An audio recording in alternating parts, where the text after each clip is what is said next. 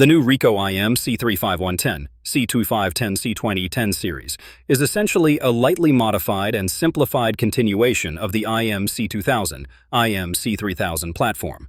What exactly has changed? Exterior design and operation panel. At first glance, the most visible change is the new color scheme. Many gray plastic elements have been replaced with black, giving the machines a more modern appearance. Another immediately noticeable update is the new G3 operation panel. Third generation.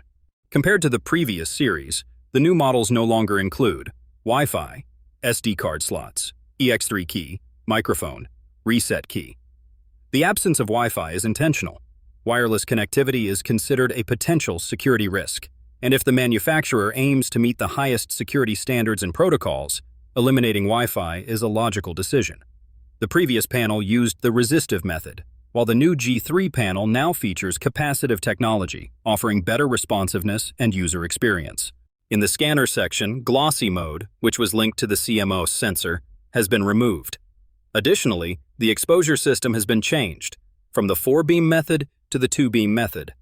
The 4-beam method is now reserved exclusively for the IM C2010. Laser unit changes. Significant modifications were introduced in the laser unit. IM C2010, C3010 models use a 6-facet polygon mirror motor. Faster models are equipped with a heptagonal 7-facet laser mirror. Paper feed section. Improved reliability. To reduce paper jams, 2 new features were added: auto registration adjustment, paper feed retry control. Both enhancements directly improve paper handling stability. Developer section updates. For all models and all colors, Ricoh introduced dual-axis circulation development method. This change may help resolve known issues related to the toner hopper section. Additionally, preset seal removal at replacement. Automatic winding was added for all models and colors. New unit detection for the development unit was introduced. In simple terms, this means the use of a chip to detect a new developer unit. Fuser unit. Simplified design.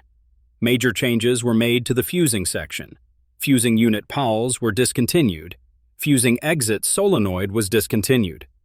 In the IM C2510, IM C2010 models, the following components were also removed: thermopile at the fusing unit edge, thermostat at the fusing unit edge, NC sensor at the center of the fusing unit, pressure roller thermistor located at the extreme edge of the unit. As a result, the fuser unit has been significantly simplified, potentially lowering service costs, but also reducing the number of temperature control elements, controller electronics, and memory. In the new series, paper transport IOB has been integrated into the BICU, changed from imaging IOB to extended IOB, simplifying the electronic architecture and reducing the number of separate boards. The one SD card merge method has been changed. Storage has finally been modernized. An SSD is now used instead of older storage solutions. NVRAM has been replaced by SMB, simplifying data management and potentially improving system reliability. Options, feeders, and housing.